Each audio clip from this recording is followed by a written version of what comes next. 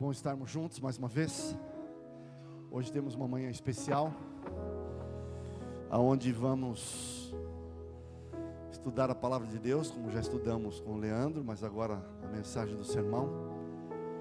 E hoje vamos ter a cerimônia do lava-pés e a ceia. Antes de começar o sermão, por que Jesus instituiu essa ceia e o lava-pés? Quando Jesus esteve aqui, ele, dentre tantas coisas que ele veio fazer, ele veio cumprir a profecia que dizia que um dia o descendente da mulher, que seria o Messias, o Filho de Deus, viria a essa terra para morrer no lugar do ser humano, que havia se separado de Deus no Éden, havia pecado, o pecado entrou na terra, e a promessa era que o Senhor viria, para que o ser humano não morresse para sempre, o Senhor viria. E quando Jesus veio aqui, ele veio para justamente trocar de lugar com o homem que deveria morrer para sempre. E a cerimônia da ceia, nós vamos falar isso um pouco mais depois também, ela vem a apresentar, e o próprio Senhor se apresenta como aquele que substituiria os cordeiros que eram sacrificados no Antigo Testamento. A ceia vem para nos fazer lembrar do ministério de Cristo, da sua morte, da sua ressurreição, e de que um dia Ele vai voltar para nos buscar. Então esse é o momento que a gente vai estudar a Bíblia, vai orar, vai meditar na palavra de Deus, para que a gente consiga se preparar para a vida e também para a cerimônia que teremos na sequência. Eu queria orar com você, mas eu queria, antes de orar, perguntar se alguém que está aqui nessa manhã está passando por um momento muito difícil, um momento talvez de angústia, um momento de ansiedade. Você quer trocar o microfone? Um momento de desespero. Você se sente sozinho, algum mal-estar que está tirando o teu sono, alguma coisa que está fazendo com que você não tenha prazer para viver. Eu queria orar por todos, mas eu queria orar por pessoas que estão passando por esse momento. Alguém aqui gostaria de expressar que está passando por isso, para que a gente ore especificamente por você? Alguém que está assim, se sentindo mal, se sentindo pequeno, se sentindo angustiado, deprimido, com alguma coisa que está fazendo com que você não se sinta feliz nessa manhã, e que precise, e gostaria de uma oração especial? Alguém assim aqui, que precisa disso? Ok. Você também? Mais alguém? Você também? Nós vamos orar, e vamos pedir que o Senhor ajude. Esse é o lugar, Jesus disse que a casa dele se chamaria casa de oração, para todos os povos. E esse é o lugar que a gente tem que orar. Esse é um lugar que a gente tem que dizer para Deus que não estamos conseguindo. Não é vergonha estar assim.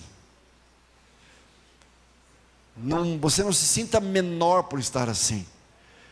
Porque em algum momento da vida, o Leandro fez essa pergunta hoje cedo, em algum momento da vida a gente passa ou passamos por algum tipo de angústia, por algum tipo de luta, por alguma situação que a gente não consegue sair dela. Isso de alguma maneira atinge a todos, e talvez hoje esteja atingindo algumas pessoas que estão aqui. Vamos então orar? Senhor, quero em primeiro lugar te agradecer por estarmos aqui.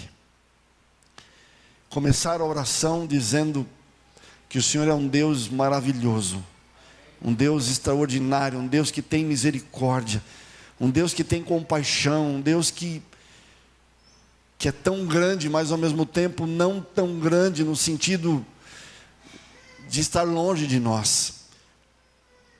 Porque o Senhor se torna maior quando se aproxima de seres humanos que são tão pequenos diante do Senhor. E o Senhor se aproxima para nos ajudar, para nos entender, para nos ouvir. Obrigado porque o Senhor é esse Deus. Queremos também pedir perdão, se de forma consciente ou inconsciente, se por pensamentos, se por palavras ou por atitudes, nós temos nos separado do Senhor para errar, para pecar. Então pedimos perdão. Peço em nome do Senhor por todos aqui o perdão, Senhor, para que possamos abrir a Tua palavra daqui a pouco limpos, perdoados, purificados. Queremos pedir que o Senhor abençoe aqueles que estão hoje, nessa manhã, de uma maneira mais forte do que nunca, angustiados, deprimidos, se sentindo sozinhos, sem autoestima, sem saber o que vão comer, quem sabe amanhã, sem trabalho, sem esperança, não dormindo bem. Senhor, traz alívio, traz conforto, traz libertação, traz esperança, traz paz aos corações, para que as pessoas possam nessa manhã Te adorar, juntos todos adorarmos o Senhor, nas melhores condições, com o coração com paz, com sentido para a vida, preenchido com a presença do Senhor Espírito Santo, que é o outro pedido que quero fazer. Venha sobre nós agora, antes de abrirmos a Bíblia, inunda o nosso coração com o fruto do Espírito, com a paz que vem do Senhor. Pedimos que nessa manhã, todos nós nos consagremos a Ti, nos entreguemos a Ti, para que no final desse culto, possamos sair fortalecidos, motivados, impulsionados, a recomeçarmos a vida, vivemos de um jeito melhor, diferente, aonde o Senhor estará mais do que nunca em primeiro lugar na nossa vida. Mais uma vez entrego minha vida, a vida da minha família, das famílias que estão aqui, e agora ao abrirmos a Tua palavra, fala conosco, dirige a mensagem, dirige a cerimônia, Senhor, porque queremos Te agradar, e que tudo isso contribua para o nosso bem, no sentido de sermos homens e mulheres segundo o Teu coração. Te pedimos tudo isso, com a presença do Senhor, conosco agora, mais do que nunca, no nome de Jesus, amém. Gênesis capítulo 6, o primeiro texto dessa manhã. A mensagem dessa manhã fala de arrependimento. E o texto que eu quero ler, o primeiro texto, Gênesis 6, versículo 5.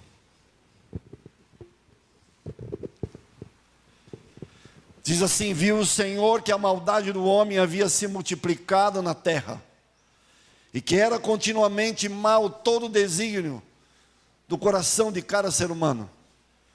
Versículo 6, então se arrependeu o Senhor de ter feito o homem na terra, e isso lhe pesou no coração. Disse o Senhor: farei desaparecer da face da terra o homem que criei, homem, animal, répteis, todos, porque me arrependo de os haver feito. Vamos parar por aqui. Será que Deus pode se arrepender? A Bíblia diz, no primeiro texto que li, que Deus se arrependeu de ter feito o homem. Por que a Bíblia diz que Deus se arrependeu? Quando eu penso em arrependimento humano, o que envolve o arrependimento humano? Envolve que no momento em que eu possa ter pensado algo que não devia, possa ter falado algo que não devia, possa ter feito algo que eu não devia, eu olho, se eu estou arrependido, eu olho e penso, eu não deveria ter feito, eu deveria ter feito de outro jeito, ou não deveria ter feito, eu deveria ter ido numa outra direção. E o arrependimento no sentido de que se voltasse atrás, eu não teria agido assim. Será que Deus tem esse tipo de arrependimento? Será que Deus faz algo, depois ele pensa, deveria ter feito de outro jeito, deveria ter agido de outro jeito? Se Deus é onipotente, pode tudo, se Deus é onipresente, está em todos os lugares, no sentido de saber onde que tudo acontece em todos os lugares, e se Deus é onisciente, sabe todas as coisas, será que Deus, antes de fazer algo, não saberia o que iria acontecer em resultado daquilo que ele fez, daquilo que ele falou? Mas a Bíblia diz que ele se arrependeu. Um outro texto, 1 Samuel 15:11. Esse texto diz que Deus se arrependeu de ter constituído Saul como rei de Israel. Está ali. Eles arrependem-me de haver constituído Saul rei. Deixa eu dizer o contexto aqui. Israel estava vivendo e Deus dirigia a nação. E Deus usava profetas. O próprio nome profeta em hebraico significa Nabi. Nabi significa boca de Deus. O profeta era a boca de Deus.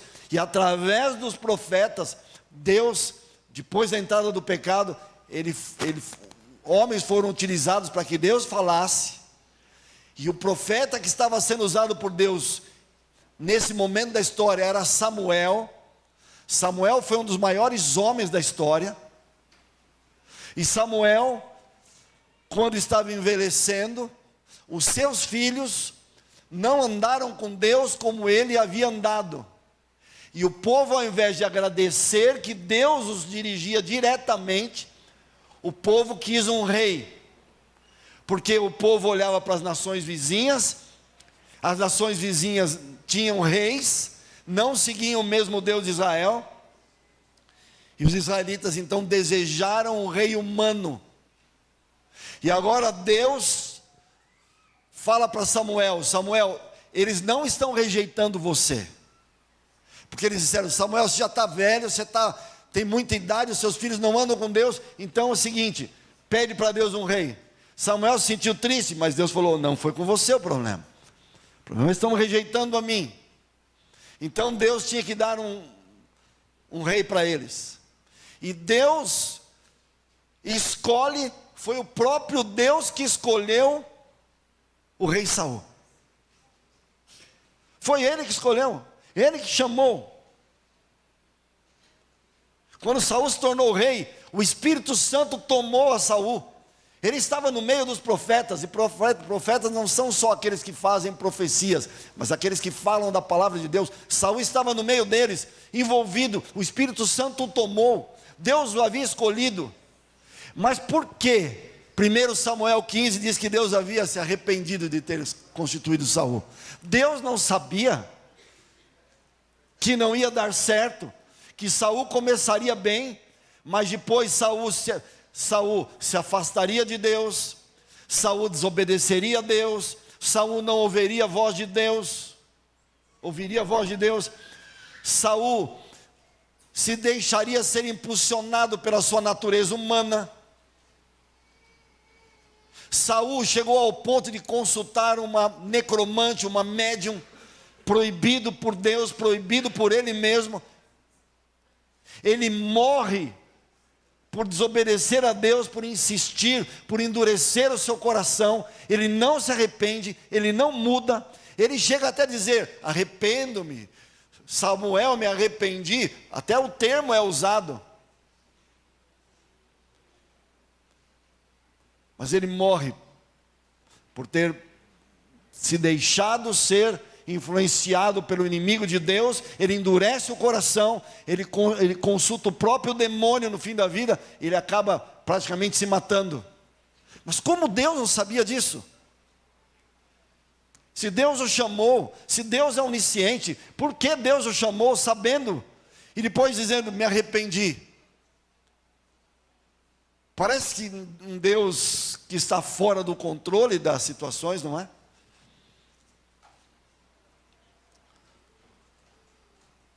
Jonas, Nínive, uma das cidades, estava andando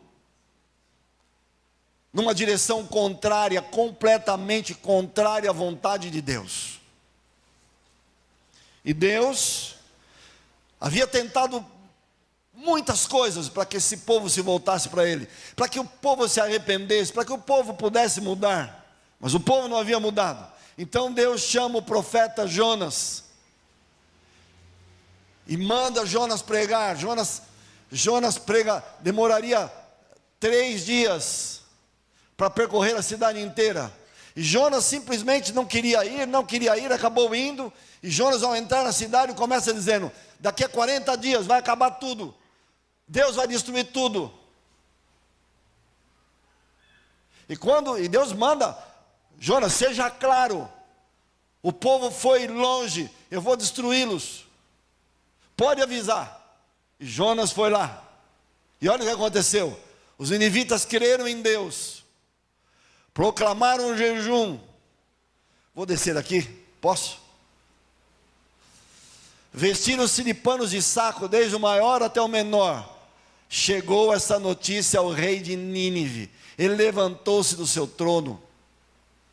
Ele tirou de si as vestes reais, cobriu-se de pano de saco, assentou-se sobre a cinza. Ele fez proclamar, versículo 7, divulgar em Nínive, por mandato do rei, os seus grandes, nem homens, nem animais, bois, ovelhas, coisa alguma, não devia ser levado ao pasto, nem beber água, mas que sejam cobertos de pano de saco, tanto os homens, animais, que clamem a Deus, e se converterão cada um do seu mau caminho e da violência que é nas suas mãos. Quem sabe Deus se voltará e se arrependerá. Olha o que o rei pensou, vamos fazer tudo, Deus falou que vai destruir, mas vamos entender que erramos, vamos entender que falhamos, vamos entender que fizemos tudo errado, e vamos demonstrar isso para Deus, jogando cinza na cabeça, na roupa, era uma forma de expressão visível de arrependimento. O rei fala, quem sabe Deus pode mudar de ideia, ele se arrepende, e olha o que aconteceu, versículo 10, viu Deus o que fizeram, como se converteram ao seu mau caminho, e Deus se arrependeu do mal que tinha dito que faria e não fez. De novo, Deus se arrepende. Deus não sabia que eles iriam se converter. Estão entendendo? Não está aparentemente claro que Deus realmente se arrependeu? Você consegue dar outra solução para isso? Consegue? Vamos em frente. Falamos de textos onde Deus se arrepende. Agora, olha esses textos que eu vou colocar na tela. Primeiro texto. Então disse Balaão a Balaque, fica aqui junto do teu holocausto, eu irei ali ao encontro do Senhor.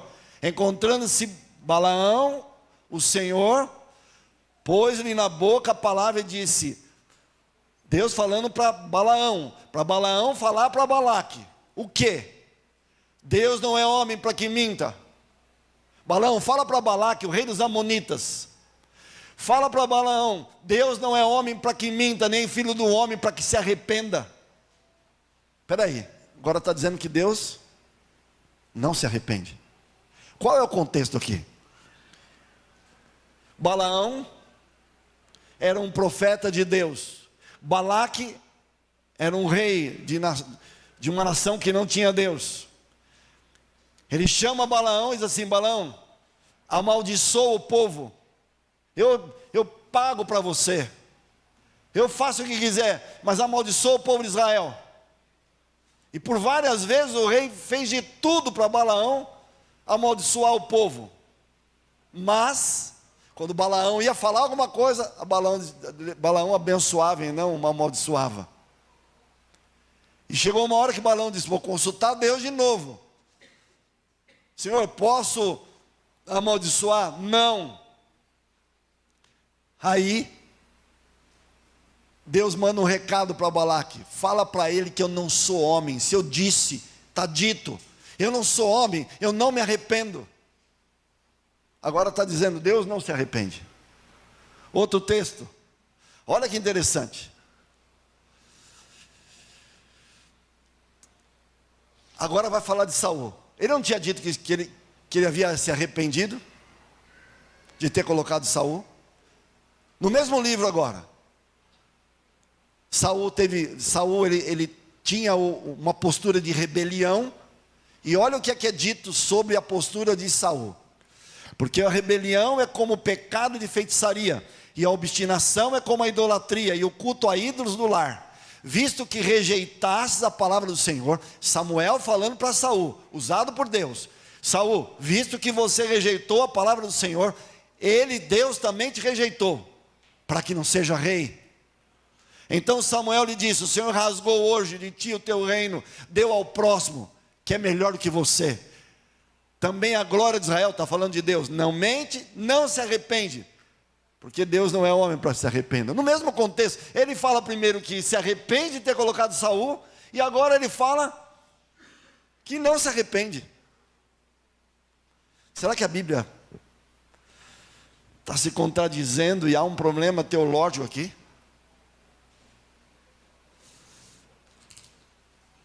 Quando Deus estava planejando, na verdade, quando Deus estava falando a respeito do Messias que viria, Ele disse: o Senhor jurou e não se arrepende, tu és o sacerdote para sempre, segundo a ordem de Melquisedeque. Nesse contexto, Deus está dizendo assim: o Messias virá. Quando disse que ele virá, eu não vou me arrepender disso que eu estou falando. Ele virá. E há um texto em Hebreus que fala que Deus quis mostrar mais firmemente aos herdeiros da promessa a sua imutabilidade. O que é imutabilidade? Que Deus não muda. Mas espera aí, ele se arrepende, ele não se arrepende, e ele não muda, mas parece que ele mudou, porque ele diz: me arrependi. Isso não é mudar? Isso não é mudar? Deixei aqui alguns textos para a gente ver. Deixa eu dizer uma coisa para vocês. Alguns recursos que a gente muitas vezes usa. Recursos adicionais. Existem palavras, no Antigo Testamento a Bíblia foi escrita em hebraico e em trechos de aramaico. Aramaico e hebraico é como se fosse português e espanhol. E no Novo Testamento a língua é grega. As línguas tinham algumas características interessantes. Por exemplo, o verbo usado para Deus, a palavra, o termo arrepender ou arrependimento, quando é usado para Deus, é uma palavra em hebraico. Quando o arrependimento ou se arrepender está ligado ao homem, é uma outra palavra. Vou usar um exemplo que não tem nada a ver com comparação, é só para ilustrar. Se eu falar para você, você está ouvindo um latido, você ia dizer: quem está latindo? O boi? O cavalo? Quem estaria latindo? Um cachorro, porque só cachorro late. Se você estivesse ouvindo um miado, você diria que quem está miando? Só pode ser um gato. Não estou comparando, mas só para ilustrar. Existem palavras que só são utilizadas por Deus. Por exemplo, ali no Gênesis, no princípio criou Deus o céu e a terra. As primeiras palavras, Bereshit Bará. Esse Bará de criar é só utilizado por Deus quando Deus cria. Quando o ser humano que cria, outra palavra. Por que eu estou dizendo isso? Para já dizer que já no aspecto de vocabulário, apesar do tradutor traduzir a palavra Deus se arrependeu, o homem se arrependeu, em primeiro lugar, são duas palavras diferentes. Deixa eu colocar um pouquinho essa questão do arrependimento. Quando você estuda os contextos, quando você estuda a palavra, quando você estuda a atitude de Deus, você percebe que há uma diferença gigantesca entre o que é o Deus se arrepender e o que é um ser humano se arrepender. E você começa a estudar os contextos, as histórias, e você percebe em que contexto Deus está dizendo que ele se arrependeu, ele não se arrependeu, e qual é o resultado, o que acontece quando Deus se arrepende e quando Deus não se arrepende. Porque a nossa tendência natural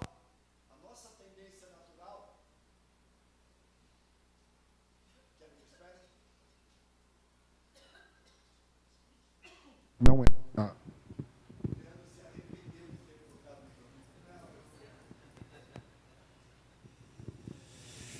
A nossa tendência natural é colocar os nossos sentimentos para Deus. E eu sei o que eu sinto quando me arrependo, e penso, Deus também. Só que existem sentimentos em Deus, ou existem características em Deus, que os autores bíblicos, muitas vezes não sabiam exatamente que palavra utilizar. E apesar de terem utilizado uma palavra diferente, quando você vem do hebraico para o português, os tradutores entenderam da melhor forma até então, que a palavra arrependimento era a que mais se aproximava daquilo que Deus estaria sentindo. Agora, deixa eu analisar primeiro algumas coisas para entendermos melhor o arrependimento de Deus. Quer trocar de novo, Leandro? Estou percebendo que você está... Tá bom. Mais um arrependimento.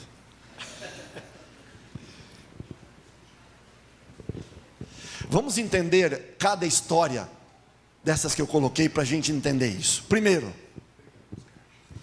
escuta que eu vou dizer uma coisa que me ajudou muito. E não faz muito tempo que eu entendi isso com profundidade. Escuta o que eu vou te dizer, porque isso pode envolver a tua vida hoje. Pode envolver o que está acontecendo no mundo e pode envolver pessoas que você se relaciona.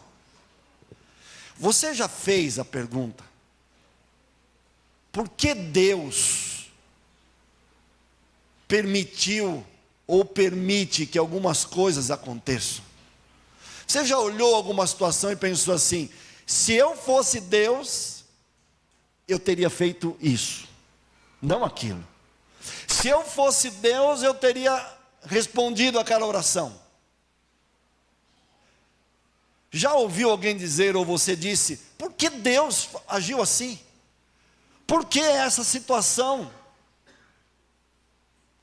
Parece que Deus não está vendo, alguns dizem. Parece que Deus não está ouvindo. Parece que Deus esqueceu da gente. Já ouviu isso, ou já disse isso alguma vez?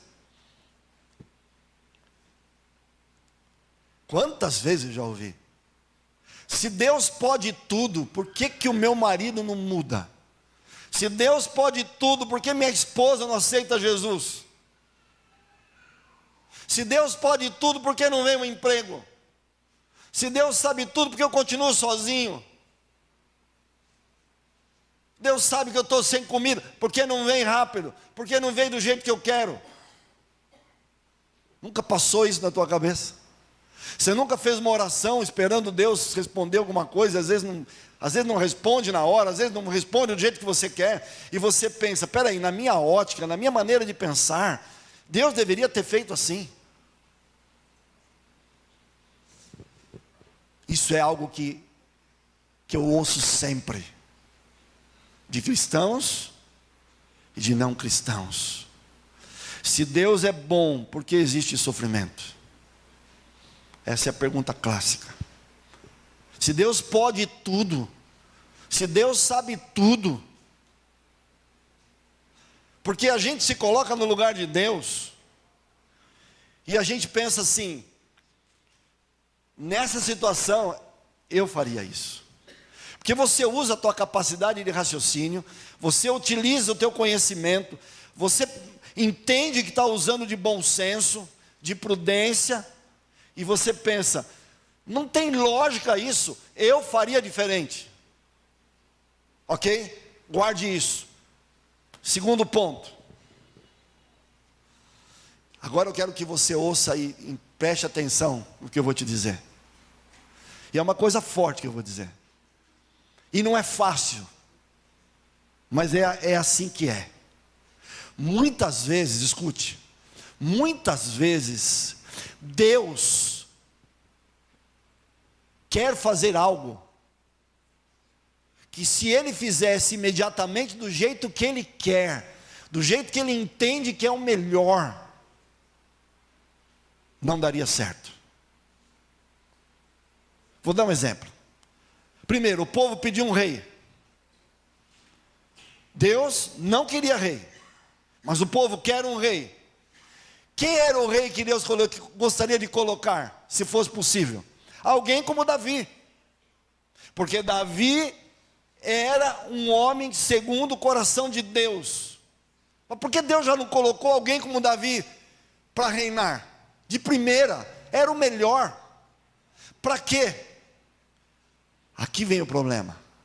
O povo não aceitaria, o povo não valorizaria, o povo não entenderia, o povo não ia querer aquilo que Deus ia dar, porque o povo já havia rejeitado Samuel. E se Deus dá alguém segundo o coração dele como Davi, o povo ia dizer não.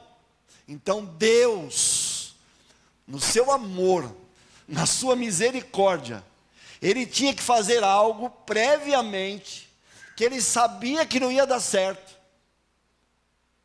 para que o povo pudesse entender que aquilo que eles estavam pedindo não era o melhor, não era a melhor maneira de agir, de viver, de pedir, não era. Então Deus teve que colocar um rei segundo a visão do povo, porque quem era Saul? Quando Saul foi escolhido, se você olhar, ler a Bíblia, vai dizer que Saul era mais alto que todos do povo, que não tinha ninguém mais bonito e forte do que ele, da cintura para cima.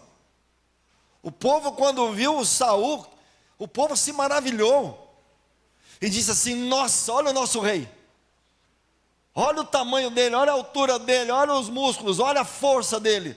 O povo diz: Deus escolheu o melhor. Deus não escolheu o melhor, Deus teve que escolher aquilo que eles definiam como melhor. Mas Deus fez a sua parte, fez. Deus fez tudo para que Saul pudesse ser o melhor, mesmo sabendo que ele não seria. Porque Deus não muda, Deus é amor, Ele faz. Deus fez, Deus trouxe para Saul, Deus usou Saul, Deus, o Espírito Santo tomou Saul. Mas o Saul começou a ir na direção contrária à vontade de Deus, como eu disse no começo da mensagem. E em Crônicas diz que Saul morre perdido pela postura que teve. Agora, por que fala Deus se arrependeu? Não se arrependeu.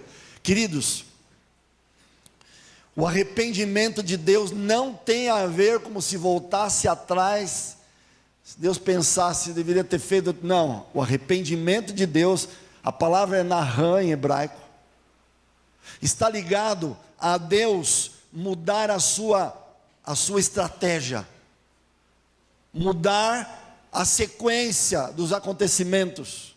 Então era Saul. Primeiro Deus fala, não, numa linguagem humana, não. Depois fala, me arrependi. Era no sentido assim, Saul não era o melhor, mas eu precisei colocar Saul para que vocês pudessem aceitar Davi da maneira certa. Davi teve os seus erros? Teve, mas longe de Davi ser diferente de Saul. O coração de Davi era um coração aberto para mudar, para se arrepender, para recomeçar, para fazer a vontade de Deus. A gente olha Davi por alguns momentos de erro, mas a maior parte da vida de Davi ia dar um passo e dizia: Deus, o que é que o Senhor quer que eu faça? Subo ou não para enfrentar aquele povo ou não? Fico ou não? Senhor, o que é que eu faço? E quando ele errava: Senhor, cria em mim, me dá um coração novo, tem misericórdia de mim. Saul não. Saul expressava remorso. E eu tenho explicado isso, que quando algo acontece, os efeitos do resultados ruins, quando acontecem, quando uma pessoa se arrepende, ela olha os resultados, ela se arrepende e ela pensa: se voltasse atrás, eu não faria de novo. Quem tem remorso não gosta dos resultados ruins que surgiram, mas se voltasse atrás, faria de novo. Essa é a diferença de arrependimento. Saul, Judas, alguns personagens da Bíblia tiveram remorso quando viram as consequências das suas atitudes, mas não se arrependeram. Então o arrependimento de Deus está no fato de Deus ter muitas vezes que agir de um jeito que Ele não queria, que não era o melhor, para num segundo momento ele fazer o que realmente era melhor. Isso é assim na história, isso foi assim na história, isso é assim na nossa vida. Quem aqui não passou por alguma situação que teoricamente não precisaria passar, mas por não ter se aberto a Deus, acabou passando, para depois entender que não deveria ir por aquele caminho? Agora pensou assim: eu imaginei que estava certo. Por isso que Salomão diz, em Provérbios 14:12, há um caminho que para o homem parece direito, mas o seu final é um caminho de morte. Quem já não foi numa direção e pensou, é isso, e depois passou por aquilo e pensou, não era isso, parecia certo, parecia que era. Você não deixou Deus te conduzir, você fez o que quis, e às vezes a gente faz o que quer e ainda diz, Deus, por que o Senhor deixou? Deixou porque você não deixou Deus dirigir. E olha que interessante, quando você se arrepende, Deus não se arrepende, porque quando você se arrepende, o objetivo de Deus foi cumprido. Mas quando você não se arrepende, aí Deus se arrepende, e Ele tem que tentar criar uma outra estratégia. Aliás, Ele cria uma outra estratégia para tentar conduzir tua vida. Deus fala, não case com ela, não case com ele. Ou você sabe que era assim, mas você diz, não, mas eu quero. E Deus vai fazer tudo para te abençoar. Mas às vezes lá na frente você vai dizer assim, agora entendi que não devia. Sem passar por isso, você não conseguiria ir para a segunda fase melhor, para o segundo nível. Deus não queria que você passasse por isso. Deus não queria nem que Saul fosse rei, nem que tivesse rei. Deus dirigia a nação diretamente. Quer maior bênção que isso? Queridos, muitas vezes Deus tem que suportar algumas coisas, por amor. Por exemplo, a origem do mal. Deus sabia que Lúcifer ia ter problema, que viraria Satanás, sabia que o mal ia entrar. Deus sabia tudo da origem do mal. Por que que Ele deixou? Imagine se eu vou fazer uma eleição aqui na igreja. Quero que todos avaliem se eu sou um bom pastor. Só escrevam mau pastor ou bom pastor no papel. Aí eu recebo. Vamos supor que tem 100 pessoas aqui. Eu recebo 50 papeizinhos dizendo que eu sou um bom pastor e 50 dizendo que eu sou um mau pastor. E eu pego, leio tudo, jogo fora todos que disseram que eu sou um mau pastor e pego os bons, papelzinhos bons e digo, olha pessoal, todos os papéis que estão aqui na mão dizem que vocês, acham que eu sou um bom pastor. Deus ia criar só seres que iam dizer que Ele era ótimo. Deus criou todos os seres, independentemente de saber, independente de separar, de excluir aqueles que poderiam não aprovar o seu reinado. Aqui está uma atitude de amor de Deus. Imagine, só vou criar esse porque agora vai gostar de mim. Não, Deus criou, mas Ele iria enfrentar tudo aquilo que deveria ser enfrentado, para no final mostrar para aqueles que desejariam que Ele era amor, que os seus caminhos são os melhores, e Deus teve que suportar a entrada do mal, a origem do mal, como ainda suporta, para que quando Deus eliminar pecado e pecadores, Deus venha resolver o problema para a eternidade. Mas Deus suporta, Deus olha para a terra, é óbvio que Ele não gostaria que estivesse assim, Ele não queria que estivesse assim, Ele tem poder para fazer diferente, só que se Deus colocar a mão o tempo todo, ninguém vai entender que o mal não presta. Quando você for para o céu, sem ter natureza carnal, porque lá vamos ter natureza espiritual, que gosta das coisas de Deus, você vai saber o que você passou na terra, você vai querer de novo passar por isso. Vai estar lá a árvore da ciência do bem e do mal, você vai olhar, vamos supor que você olha e vai dizer assim, vamos comer de novo, vamos começar, você faria isso? Agora, Deus sabe de tudo, mas Ele permite que as coisas aconteçam, não é por Ele, é por nós. Deus sabe o que você está passando hoje, Deus sabe que caminho você está escolhendo, Deus sabe que você está se afastando dEle, que você não quer. Ele está te chamando e você diz, não preciso. Deus sabe. Para alguns que permitem, Deus vai direto. Por exemplo, Nicodemos foi procurar Jesus à noite. Nicodemos começou a conversar com ele, e Jesus foi direto. Nicodemos, você tem que nascer de novo, você não é convertido. Agora, outros personagens, como Judas, por exemplo, acha um texto de Jesus falando para Judas que ele errou, que ele não devia fazer o que ele estava fazendo. Acha um texto, você não vai achar. Mas Judas, Jesus não falou nada para ele. Jesus não poderia falar direto para Judas, ele não conseguia, ele não se permitiria. Deus falava para Judas nos sermões. Judas estava no meio da multidão e Jesus pregava para atingi-lo, porque direto ele não suportaria. É assim que Deus é com a gente. Às vezes Deus está te chamando, insistindo, e você diz, não, não quero. Quero ver minha vida, quero beber o que eu quiser, fazer o que eu quiser, usar o que eu quiser, ir para onde eu quiser. E Deus te ama, não quer que você faça isso, mas você não ouve. E Deus fica tentando achar estratégias para trazer você. Olha que interessante. João Batista pregando e dizendo, arrependei-vos porque está próximo o reino de Deus. E o próprio Jesus dizendo, eu vos afirmo, se porém não vos arrependeres, todos igualmente perecereis. Deixa eu só dizer uma coisa sobre arrependimento. Olha para mim e vê se você já não passou por isso. Já cometeu algum erro? Que você falou assim, nossa, eu sou cristão, eu devia estar arrependido, mas não estou. Já fez alguma coisa assim? Você falou, eu queria me arrepender, mas eu gostei, eu sei que está errado, eu queria me arrepender, mas não estou arrependido. Você até fala, Deus me perdoa, mas dentro de você fala, não estou arrependido. Já passou por isso? Só eu? Já, obviamente. Olha para mim e fala assim, eu sei que está errado, sei que eu não devia ter feito, mas não estou sentindo.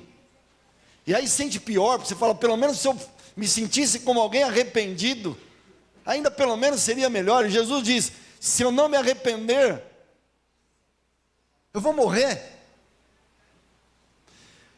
Tem algumas coisas que a gente precisa aprender no cristianismo. Uma delas é sobre arrependimento. Arrependimento não é produzido porque eu quero. Eu cometo um erro e falo assim, eu quero me arrepender, eu preciso me arrepender. Não vai se arrepender. Isso é poder, tentando usar o poder da mente. É a mesma coisa se olhar para alguém e falar, eu quero perdoar, mas está com raiva. Entende isso? Existem características, existem sentimentos, existem algumas coisas na vida da gente que só são produzidas em nós pela ação do Espírito Santo. E arrependimento, que é o tema dessa manhã, é um deles. O que é arrependimento na profundidade do termo? É assim. Deus me pede para andar numa direção. E eu resolvo andar numa direção contrária àquilo que Deus me disse. E a Bíblia chama isso de pecado. Pecado, um dos significados é transgressão da lei, das orientações de Deus. Eu sei, eu aprendo, sei que errei. Mas como é que eu produzo o sentimento de arrependimento? Arrependimento, na essência, tem a ver com relacionamento, e não tanto com comportamento. O que eu quero dizer com isso? Quando eu começo a me relacionar com Deus, quando eu começo a ler a Bíblia, quando eu começo a meditar na palavra de Deus, quando eu começo a orar, quando eu começo a ter uma vida com Deus, eu peço que Deus me dirija, que o Espírito Santo me conduza, que me transforme. Quando eu estou indo nessa direção, quanto mais eu passo o tempo com Deus, segundo Coríntios 3,18 diz que pela contemplação, por passar tempo olhando, ouvindo, buscando a Deus, eu sou transformado. Transformado em quê? Transformado progressivamente para que eu seja como Deus é. O ser humano, no Gênesis, lembra? Façamos o ser humano a nossa imagem, a nossa semelhança. O ser humano foi criado à imagem e semelhança de Deus. E escute o que eu vou dizer: o plano da salvação tem como objetivo restaurar no homem a imagem de Deus. Então, quanto mais tempo eu passo com Deus, mais Ele me faz ser parecido com Ele, mais eu o amo. E aí vem a questão do arrependimento. Quando eu estou me relacionando com alguém que eu amo, e vou viver a minha vida, eu acabo me separando de quem eu amo para errar. Quando eu erro, a tristeza não vem simplesmente pelo erro cometido, mas por alguém que eu me separei para errar. Entende a diferença? Olha José.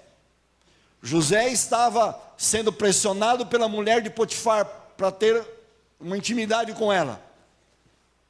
Qual foi a resposta de José para ela? José andava com Deus. A resposta dele foi assim, ó: mulher de Potifar, como eu vou fazer isso com meu Deus? Como eu vou agir do jeito que você está me pressionando para agir?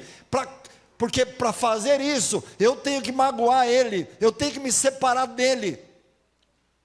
Então o arrependimento vem com uma tristeza, uma sensação de tristeza, por você ter magoado alguém que você ama, ou Deus, ou pessoas. Eu sei que a atitude, a gente é muito focado na atitude. Eu errei, não vou errar mais. Eu errei, não vou errar mais. Tá bom, tem coisas que é só você ali. Mas, em termos de seres humanos, mas sempre é entre você e Deus. Se eu amo a Deus, eu me separo dele para errar, eu me entristeço por ter feito isso. O que mais me dói quando eu, João Paulo, erro, é eu saber que eu não amo a Deus ainda o suficiente para não querer me separar dele para errar. Eu ainda me amo mais. A base do pecado está em eu me amar mais do que amar a Deus. Porque Jesus disse: aquele que me ama, guarda os meus mandamentos. E ele diz em seguida, em João 15, eu tenho guardado os mandamentos do meu Pai, e eu faço tudo o que lhe agrada, Jesus disse. Está vendo? É diferente. Para fechar, olha que interessante. Existe uma palavra no grego, metanoeo, diferente do metamelomai. Aqui, na primeira palavra, metanoeo, tem a ver com arrependimento ligado à mudança de mente. Tem a ver com arrependimento mesmo. A outra palavra tem a ver com remorso. Às vezes o tradutor para português traduz a mesma coisa, arrepender-se.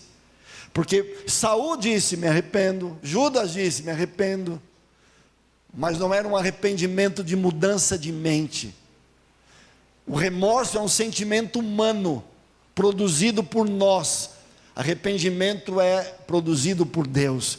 E olha que interessante, Pedro e Judas. Pedro negou a Jesus, errou, também errou. Judas negou a Jesus, também errou. Mas Pedro, ele se arrepende, ele percebe o seu erro, a sua atitude, ele percebe que o Senhor o havia avisado que ele iria negar. Quando Pedro estava indo embora, talvez com vontade de tirar a própria vida, ele está passando, ele sente que alguém está olhando para ele, ele vira, era Jesus, e quando ele olha para Jesus, ele imagina, ele vai falar tudo que ele tem direito para mim, porque eu neguei mesmo, ele me avisou. Mas Jesus olha para Pedro com amor. Jesus olha para Pedro dizendo assim, Pedro, eu continuo te amando, apesar de você ter me negado, Pedro, eu sabia que você ia me negar, mas eu continuo te amando, eu continuo acreditando em você. E isso produziu em Pedro o metanoel, uma mudança de cabeça. Pedro disse, eu quero recomeçar minha vida de um jeito diferente. Mas só alguns momentos, dias depois, Quando Jesus encontra com Pedro, no capítulo 21 de João, que ali Pedro entende que ele havia dirigido a sua própria vida e nunca havia deixado o Espírito Santo dirigi-lo completamente. E ali Pedro se converte. Judas já não. Ele até joga as moedas, as 30 moedas que havia vendido a Jesus. Pequei contra sangue inocente, mas era só remorso. E Judas se mata, tira a própria vida. Davi errou, mas como eu disse, sempre dizia: Senhor, restaura em mim a tua imagem, me dá, não afaste de mim o teu Espírito Santo. Saul não, estava preocupado com ele, com o seu egoísmo, com o seu orgulho, com a sua vontade. E eu termino com o último texto, Noé e os antediluvianos. Aqui há um problema maior, eu vou terminar com isso. A Bíblia diz que Noé pregou 120 anos para os antediluvianos. Não é pouco tempo, concordam? 120 anos, eles viviam mais tempo nessa época. E sabe o que é que me assusta? Me assusta quando eu leio Mateus 24, que Jesus está pregando sobre os sinais que antecedem a vinda dele. E depois ele chega uma hora e fala assim: assim como foi nos dias de Noé, assim será na vinda do Filho do Homem, na segunda vinda. E Jesus começa a dizer: olha, na época de Noé, as pessoas compravam, vendiam, casavam-se, davam-se em casamento. Jesus estava dizendo como é que estava o cenário que havia acontecido na época de Noé. Ele está dizendo assim, ó, assim vai ser no final. O que Jesus está dizendo? Que as pessoas iam estar vivendo no fim, antes da volta de Jesus, como se nada fosse acontecer. Mas aí vem a frase crítica que eu quero dizer. Jesus fala assim: e veio o dilúvio e eles não perceberam. É um estágio pior. Nem disseram com remorso: nossa, nós erramos. Não. Os animais entraram na arca, trazidos por um anjo. Eles viram a forma sobrenatural, eles viram tudo, mas eles não se deixaram ser influenciados, a ponto de Moisés, ao escrever o Gênesis, dizer: o pensamento deles se tornou continuamente mau. E agora Deus destaca Noé no versículo 9 do capítulo 6 de Gênesis, dizendo assim: mas Noé achou graça diante de Deus. Noé era um homem justo e íntegro entre os seus contemporâneos. Noé andava com Deus, está vendo? Olha o termo, Noé conseguiu ser quem foi, conseguiu ser justo no meio da geração que ele estava vivendo. Conseguiu fazer o que Deus queria, porque Noé andou com Deus. Ele contemplou, ele passava tempo com Deus. E Deus produziu no coração de Noé um sentimento, um caráter, aonde Noé foi usado por Deus na maneira extraordinária, mesmo que os antediluvianos não tenham aceitado. Nessa manhã, Deus está nos dando uma chance, mais uma chance, de recomeçarmos a vida. Deus está nos dando, deixa eu terminar aqui só a tela. Deus está nos dando uma chance para isso aqui. Olha o texto de Hebreus capítulo 3, versículo 15. Deus está falando para mim nessa manhã, Deus está falando para você nessa manhã. E olha a frase de Paulo em Hebreus 3,15: hoje, se ouvires a sua voz, não endureçais o vosso coração. Essa decisão em 2024 é minha. Por que a gente estudou tudo o que estudou? Para que a gente possa entender quem é Deus, para que a gente possa entender o que Deus espera, para a gente entender como Deus age, para a gente entender que muitas vezes Deus não queria que acontecesse alguma coisa, mas que o ser humano não deixa ele fazer do jeito dele. Mas ao mesmo tempo Deus mostra a segunda chance, a segunda oportunidade, a chance de recomeçarmos, de fazermos diferente. E é essa chance que Deus está nos dando nessa manhã, a mim em primeiro lugar, de olharmos para Ele e dizer: Senhor, eu preciso viver diferente, eu preciso ser diferente, eu preciso começar a pensar de uma outra forma. Senhor, me dá uma mente nova, aquilo que Paulo fala em Romanos 12, a transformação da mente. Senhor, não me deixa viver como estou vivendo. Senhor, estou andando, estou prosseguindo, mas eu sei que não está certo, mas não estou conseguindo mudar. Senhor, meu sentimento está me tomando, eu não consigo. A gente tem que ter coragem de dizer isso para Deus, e ter a certeza de que Deus saberá realizar algo na tua vida, uma estratégia, uma forma de conduzir, que tirará você e a mim da condição que estamos, e progressivamente nos levará a uma condição de termos o nosso caráter restaurado à imagem dEle. A única coisa que Deus não pode fazer nessa manhã é forçar o seu livre-arbítrio. Mas do jeito que você está, você pode ser o pior na tua concepção, você pode ter ido longe, você pode sentir que você está no fundo do poço, que você errou demais, que você está preso a um vício, está preso a alguma coisa, não consegue se libertar. Deus não está preocupado com isso. Ele está preocupado que você dê uma chance para Ele produzir em você mudança, para Ele produzir em mim mudança. E às vezes a única coisa que a gente consegue ter é dizer: Deus, tenha misericórdia de mim, Deus me ajuda, não consigo, os anos estão se passando, eu continuo fazendo as mesmas coisas, cometendo os mesmos erros, eu não consigo sair do lugar, me ajuda. A gente tem que chorar, a gente tem que clamar, a gente tem que se ajoelhar, a gente tem que pedir isso para Deus, porque é o único jeito, quando a gente acha que foi longe demais. Eu queria orar com você, mas já te orientar, que Jesus lavou os pés dos discípulos, e Ele disse: fazer isso em memória de mim. Nós vamos lavar os pés uns dos outros, para que a gente possa relembrar do sacrifício de Jesus, relembrar do seu ministério, do seu amor, do Senhor que era servo do Senhor. Nós vamos ter uma sala aqui em cima, para as mulheres, que vão lavar os pés de uma outra mulher. Vamos ter lá embaixo para os casais que vão lavar os pés. E na sala dos adolescentes vamos ter os homens solteiros que vão lavar o pé de um amigo. Eu queria pedir para você fazer isso com calma, com humildade, com oração, sem esquecer o que a gente ouviu aqui nessa manhã, e com espírito de oração, falando com Deus, pedindo para Deus perdão. Senhor, se eu não estou sentindo arrependimento, produza isso em mim. Eu não sei como que você está, mas vive esse lava-pés, e depois aqui nós vamos voltar e participar do pão, símbolo do corpo dele, o vinho não fermentado, o suco de uva, símbolo do sangue dele. Nós vamos participar desses símbolos, para recomeçarmos a viver com Deus, para recomeçarmos do zero. Não é bom pedir para Deus: Senhor, eu quero recomeçar do zero, uma página nova.